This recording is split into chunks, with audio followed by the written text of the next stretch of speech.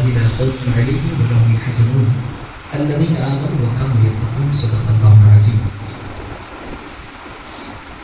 تیرے غلاموں کا نقش قدم ہے راہ نجات، تیرے غلاموں کا نقش قدم ہے راہ نجات، وہ کیا بہک سکے جو یہ سراغ دے کے چلے. اور ایک شاعر فرماتے ہیں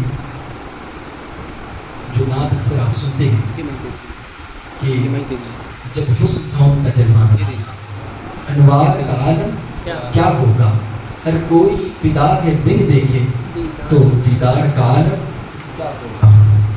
اور چاہے تو اشارے سے اپنے کایا ہی پلٹ دے دنیا کی، چاہے تو اشارے سے اپنے کایا کی پلٹ دے دنیا کی، یہ شان ہے ان کے غلاموں کی تو سرکار کا عالم کیا ہوگا. یہ شان ہے ان کے غلاموں کی تو سردار کا عالم کیا ہوگا. اور جب ان کے گدا بھر دیتے ہیں شاہان زمانہ کی جھولی، جب ان کے گدا بھر دیتے ہیں شاہان زمانہ کی جھولی، محتاج کا جب یہ عالم ہے تو مختار کا عالم کیا ہوگا، مختار کا عالم کیا ہوگا. عزیزان گرامی، آج بزم اولیاء میں ایک ایسے عظیم المرتبت عالی رسول اولاد نبی سلسلے چشت کے وہ عظیم خواجہ جن کو دنیا ختم البشائق حضرت مولانا سید زین الدین داؤد بن حسین شیرازی 22 خواجہ رحمہ کے نام سے جانتی ہیں.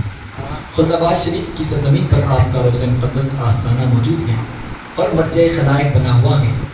نور ہی نور کا سما ہے، زمین تا آسمان نور برس رہا ہے. اور اس کی بنیادی وجہ یہی ہے کہ میرے سرکار کا تن بدن نور ہے، میرے سرکار کا تن بدن نور ہے، جسم تو جسم ہے پیرہن نور ہے. ہاں میں اسی بارگاہ کی بات کر رہا ہوں، میں اسی بارگاہ کی بات کر رہا ہوں جہاں پر حضور رحمت عالم صلی اللہ علیہ وسلم کا پیرہن شریف یعنی جبہ مبارک موجود ہے نا. اور جبہ بھی نور کا، سبحان اللہ، نور کی سرکار سے تو آیا دوشادہ نور کا، جبہ بھی نور کا ہے اور چین کے دربار آستانے میں ہے وہ بھی نور ہے. سبحان اللہ. میرے امام فرماتے ہیں کہ تیری نسل پاک میں ہے بچہ بچہ نور کا، تو ہے عین نور تیرا سب گھرانہ نور کا. آج بزم اولیاء میں مختصر وقت میں انشاءاللہ تعالی چونکہ حضرت سید زین الدین مولانا داؤد بن حسین شیرازی کا 674 کا سالانہ عرس مقدس جاری ہے. خلدآباد شریف کی سرزمین پر آپ کا عرس جاری ہو چکا ہے. اور آج صرف میں یہ نہیں کہوں گا کہ خلدآباد، اورنگ آباد، دکن، پورے ہندوستان پر اگر فیضان بٹ رہا ہے تو میرے سرکار کے پیرہن کا ہے. اور یہ فیض انہی خواجگان چشت کے ذریعے ہم تک ملا ہے. اور بہت بڑا احسان ہے ان کا ہماری زندگیوں پر، اس خطے پر، اس زمین کے لوگوں پر، کہ بن مانگے حضور کا پیرہن ہمارے پاس ان خواجگان کے ذریعے آ گیا. حضرت خواجہ شیخ زین الدین شیرازی رحمۃ اللہ تعالیٰ علیہ، آپ کا تعلق شیراز سے ہے، جو علاقہ ایران کا علاقہ ہے شیراز. 701 ہجری میں آپ کی ولادت باسعادت ہوئی اور ابتدائی عمر کے اندر آپ اپنے والد محترم حضرت شیخ سید حسین بن محمود شیرازی رحمۃ اللہ تعالیٰ علیہ، آپ بھی اپنے وقت کے بڑے عالم دین، ولی مرتبت اور بہت ہی دیانتدار بزنس مین تھے، اپنے علاقے کے بڑے مشہور تاجر تھے. تو آپ نے اپنے والد کی صحبت میں بچپنے میں تربیت حاصل کی. ابتدائی تعلیم جو رہتی ہے نحو صرف کی وہ والد صاحب سے آپ نے سیکھ لی. مگر 7 سال کی عمر کو پہنچے تو والدہ کی شفقت و محبت کا سایہ سر سے اٹھ گیا اور والدہ محترمہ کا وصال ہو گیا. حضرت شیخ حسین محمود رحمۃ اللہ تعالیٰ علیہ، حسین بن محمود رحمۃ اللہ تعالیٰ نے آپ کی پرورش فرمائی، آپ کو پروان چڑھایا اور کم عمری میں یہ کرم ہوا کہ جسے چاہ در پہ بلا لیا، جسے چاہ اپنا بنا لیا. اب اپنا بنانے والی بات تھی، یہ بڑے کرم کے فیصلے، یہ بڑے نصیب کی بات ہے کہ حضرت شیخ زین الدین داؤد حسین شیرازی کو حرمین شریفین کی حاضری کی سعادت ملی. آپ گئے، حج ادا فرمایا اور اب وہاں سے سفر واپس شیراز کو نہیں آئے بلکہ دنیا کے دوسرے ممالک سے طلب علم کی تلاش میں آپ جو ہے وہ آگے اپنے سفر کو باندھتے ہیں. ان اولیاء کی شان آپ دیکھیں، اللہ رب العزت اپنے کوئی بھی ولی کو جاہل نہیں رکھتا بلکہ ولایت اسی عطا فرماتا جسے علم عطا فرماتا. کیا بات، اور ہم اس ذات کی بات کرنے جا رہے ہیں کہ اس مقدس مرتبت عالی ولی کامل کی بات کر رہے ہیں جنہیں صرف ظاہری علم نہیں باطنی علم بھی ملا ہے، علم لدنی بھی عطا کیا گیا اور علم کے خود سمندر ہے. تو آپ نے مختلف علاقوں سے پہلے علم حاصل کیا ابتدائی دور میں اپنے، اور پھر وہ سفر کرتے وقت دہلی تشریف لائے. اور دہلی میں ایک بہت بڑے عالم دین تھے جن کا نام کمال الدین سامانہ رحمۃ اللہ تعالیٰ علیہ ہے. اپنے وقت کے بڑے جید عالموں میں ان کا شمار تھا. آپ نے ان سے ابتدائی تعلیم و تربیت حاصل کی. قرآن کو بھی حفظ کیا، فن حدیث، فن تفسیر، فقہ اور دیگر سارے علوم کو حاصل کیا۔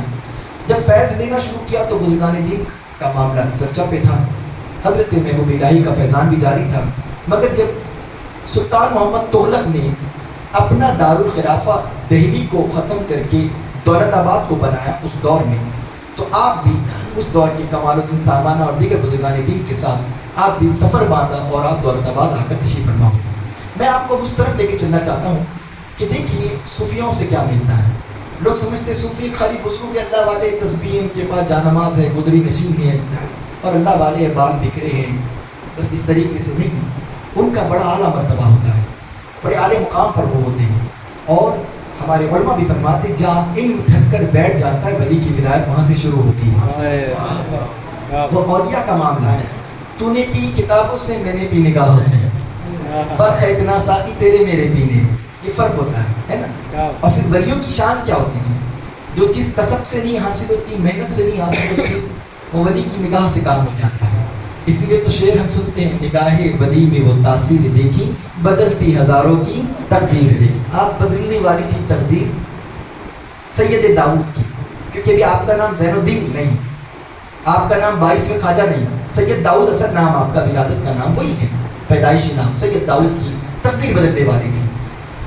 دولت آباد میں آپ علم کی مجلس سجاتی، بڑے بڑے دور کے اولیاء علماء آپ کی صحبت میں آ کے آپ کے بعد جو ہے وہ زانو ادب تلامذ ہوتے اور علم حاصل کرتے۔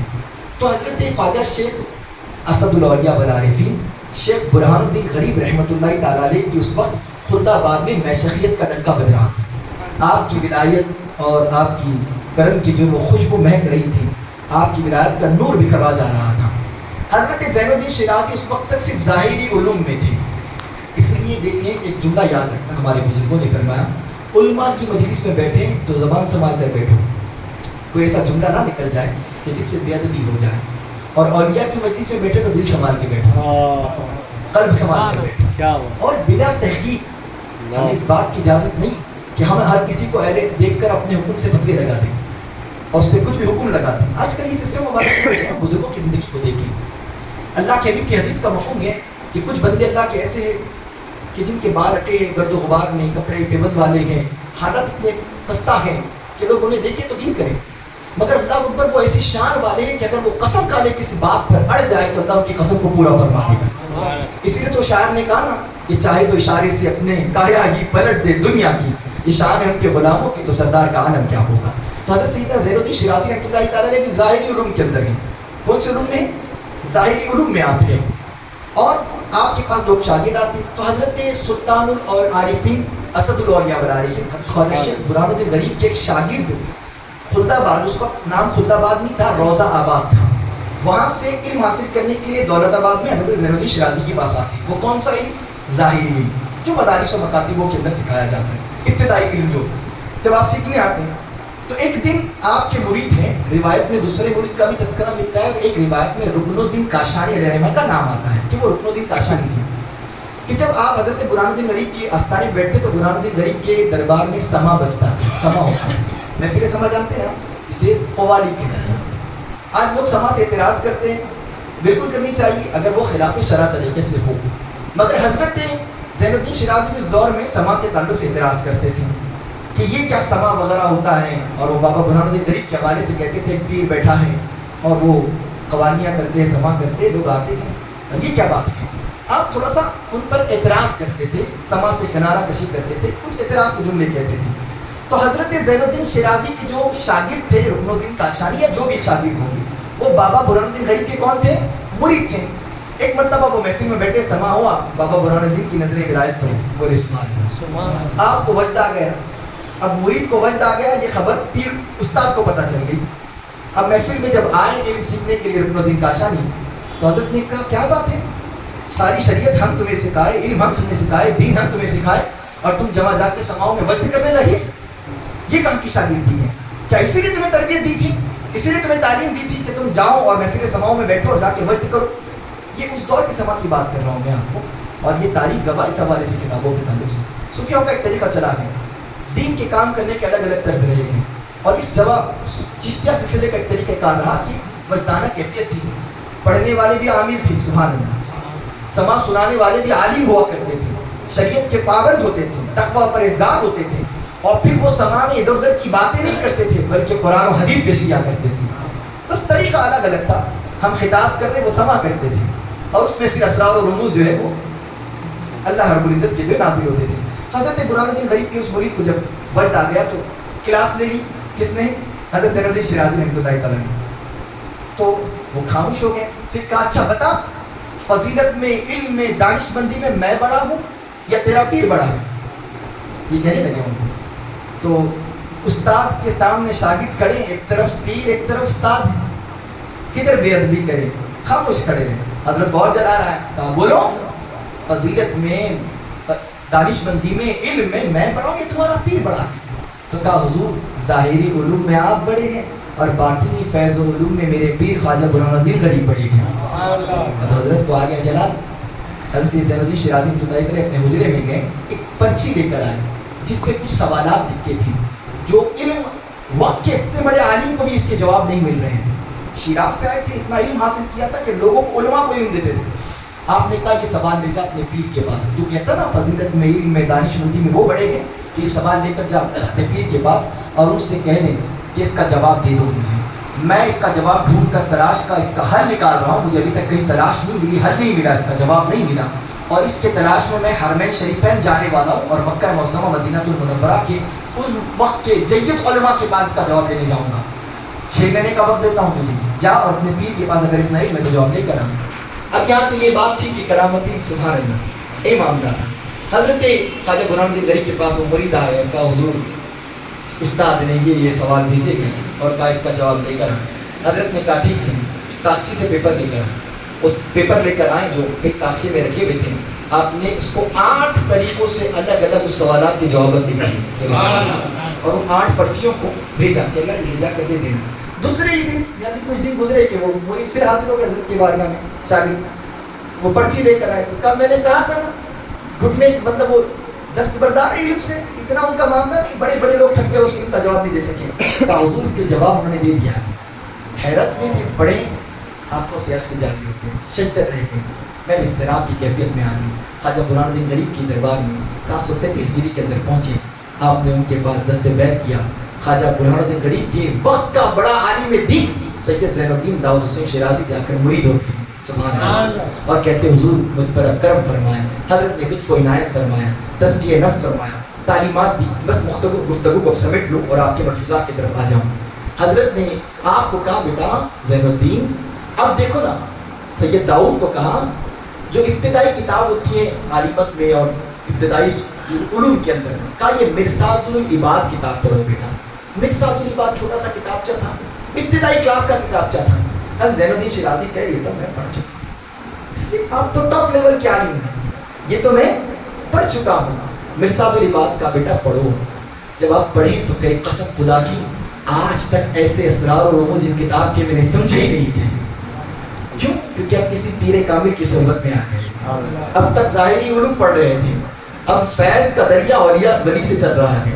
کہا دوبارہ پڑھو تو کہا اور، کہا 30 مرتبہ پڑھو تو کہا اب تو حجابات اٹھ گئے علم کی، اب تو وہ کچھ سمجھ رہا ہوں جو میری عقل میں نہیں آ سکتی تھی. اللہ نے سینہ کشادہ کر دیا، علم لدنی عطا فرما دیا.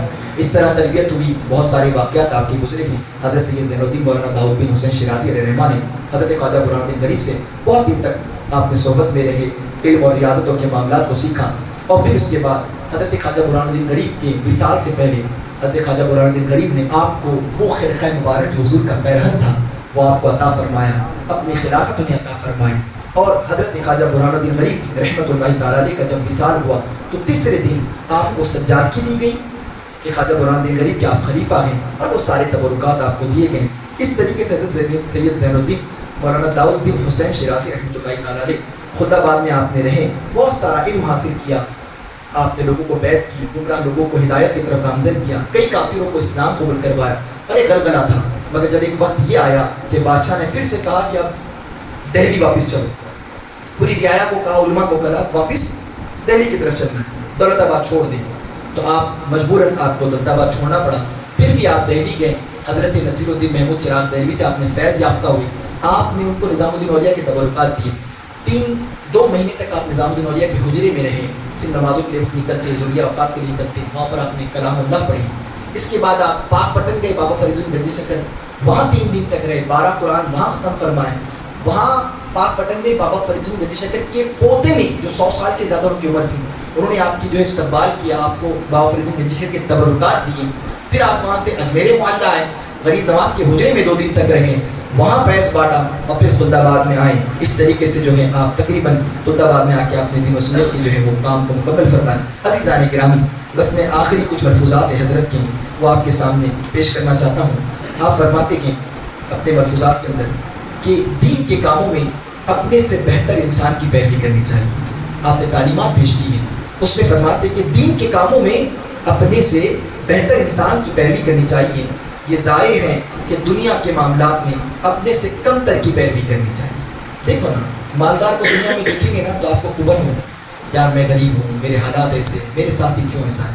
مگر اپنے کے نیچے والے کو دیکھیں گے نا، اللہ آپ کو صبر عطا فرما دے گا اور زبان پہ شکر کے جملے ہو جائیں گے، اللہ نے خیر سے رکھا ہے. مگر دین کے معاملے میں اپنے سے بہتر کو دیکھنے کے لیے آپ نے فرمایا.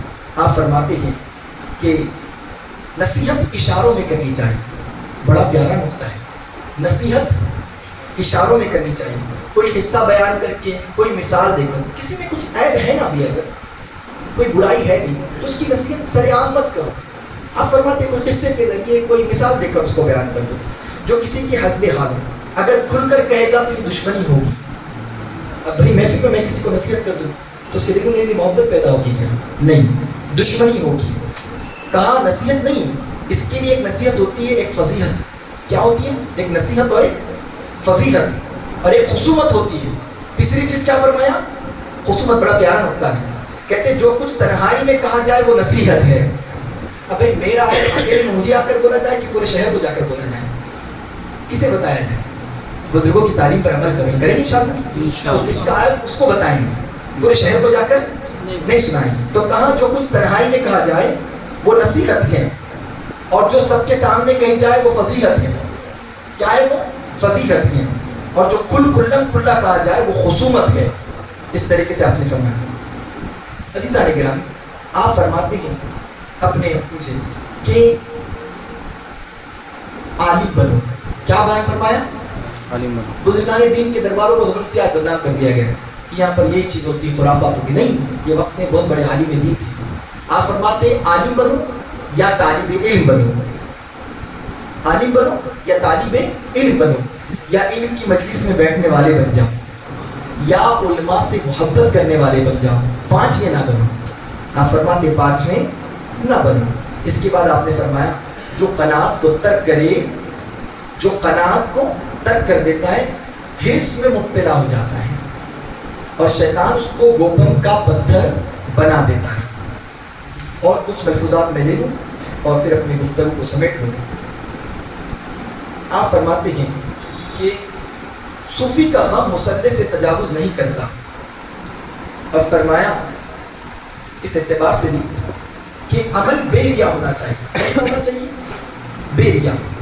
ایک درویش کلام پاک کی تلاوت میں مشغول تھے. یہ بھی سن لیں، اکثر اجتماع میں حدیث سنتے ہیں نیت المؤمن خیر من عملی، ہے نا؟ مومن کی نیت اس کے عمل سے بہتر ہے. اچھا، جو نیکی کرو گے وہ کس کے لیے کرو گے؟ اللہ کے لیے. اور یہاں ایک بات بتا دوں، ہم نے بزرگوں سے کہاوت سنی ہے کہ نیکی کر دریا میں ڈال. سنے نا؟ نیکی کر دریا میں ڈال. میں عالم صاحب کے پاس بیٹھا تھا، انہوں نے کہا ہاں صحیح کہاوت ہے، نیکی کر دریا ہی میں ڈالے تو سیف رہیں گی کل قیامت کے لیے. وہ بینک ہے ہمارا، وہ نیکی سیف رہے گی. ورنہ اگر نیت سوشل میڈیا کی ہو گئی، نیکی کر سوشل میڈیا پہ ڈال، نیکی کر انسٹا پہ ڈال، نیکی کر فیس بک پہ ڈال، نیکی کر واٹس ایپ پہ ڈال. نیت اگر ریا کی ہے، ہاں اگر ترغیب کی ہے تو بولے سبحان اللہ، ہے نا؟ اب اس کو کوئی سنے گا انشاءاللہ تو اس کے دل میں محبت پیدا ہوگی کہ نہیں ہوگی. اور ہمارا مقصد اللہ بہتر جانتا ہے، ہماری نیت ہو کہ ہماری نیتیں خلوص کے ساتھ ہوں کہ ہم اللہ کی رضا کے لیے کوئی کام کریں. تو آپ فرماتے ہیں عمل بے ریا کے بارے میں ارشاد ہوا کہ ایک درویش کلام پاک کی تلاوت کر رہے تھے. اتنے میں چور کو دیکھا جو ان کے گھر کے اندر داخل ہو گیا. رات کا وقت تھا، چور گھر میں آ گیا. اب اس بزرگ نے چور کو دیکھا تو کہا کوئی جاگ رہا ہے؟ اور آپ نے کیا کیا؟ زور سے قرآن پاک کی تلاوت شروع کر دی، اور اس لیے تلاوت شروع کر دی کہ اس کو معلوم پڑ گیا گھر میں کوئی موجود ہے اور جاگ رہا ہے۔ جیسے ہی اب درویش پر نیند کا غلبہ ہوا، انہوں نے اپنے آپ کو خواب میں دیکھا کہ قیامت قائم ہو گئی ہے، اور حکم ہوا کہ سب بندوں کے اعمال کو تولا جائے۔ تو جو آیت اس نے بلند آواز سے پڑھی تھی بزرگ نے، انہیں نکال دیا گیا، ترازو میں سے نہیں تولا گیا۔ فوراً درویش نے کہا یہ بھی تو میری تلاوت کی ہوئی ہے، اسے کیوں کہا گیا کہ آیت تم نے حق تعالیٰ کے لیے نہیں پڑھی تھی؟ تو ان کو کہا گیا کہ یہ تلاوت تم نے اللہ کے لیے نہیں پڑھی تھی، یہ تو چور کو بتانے کے لیے پڑھی تھی کہ میں کوئی جن یہاں پر موجود ہے، جاگ رہا ہے، گھر میں کوئی موجود ہے، یہ تلاوت ہمارے لیے نہیں کی تھی۔ اس سے کیا پتا چلا؟ عمل کتنا ہی ہو، تھوڑا ہی سے کیوں نہ ہو، اس میں اخلاص ہونا چاہیے، اور اس کے اندر کیا ہونا چاہیے؟ اللہ کی رضا ہونی چاہیے۔ عزیزان گرامی، میں آپ سے عرض کرنا چاہتا ہوں کہ ہمیں چاہیے کہ بزرگان دین کے جو ہیں وہ تعلیمات پر عمل کریں، ان کی تذکرے سے اور انہی کی جو ہے وہ مطابق پڑھیں۔ ایک چیز میں صرف آپ کو یہاں پر وقت ہے تو اتنی بات کو کمپلیٹ کر لوں 1-2 منٹ کے لیے، کہ آپ نے فرمایا کہ سب سے پہلے عالم، ٹھیک ہے اس واقعے کو رہنے دیتے ہیں، میرے کہ اللہ رب العزت جو ہے ہمیں علم و عمل کی توفیق عطا فرمائے، اور حضرت ختم المشائخ سید مولانا زین الدین داؤد بن حسین شیرازی رحمۃ اللہ تعالیٰ علیہ کی فیوز و برکات سے اللہ تعالیٰ ہمیں مالا مال فرمائے۔ حضرت سید زین الدین مولانا داؤد حسین شیرازی کا وصال جو ہے وہ 25 ربیع الثانی کو خلدآباد شریف کی سرزمین پر ہوتا ہے، اور آپ کا وصال ہوا اور مرجع خلائق بنے ہوئے ہیں۔ 771 ہجری کا سن تھا جب آپ کی وصال ہوا۔ اللہ تعالیٰ ان اولیاء اکرام کی فیوز و برکات سے مالا مال فرمائے۔ استغفر اللہ رب من کل ذنب واتوب الیہ۔ السلام علیکم ورحمۃ اللہ وبرکاتہ۔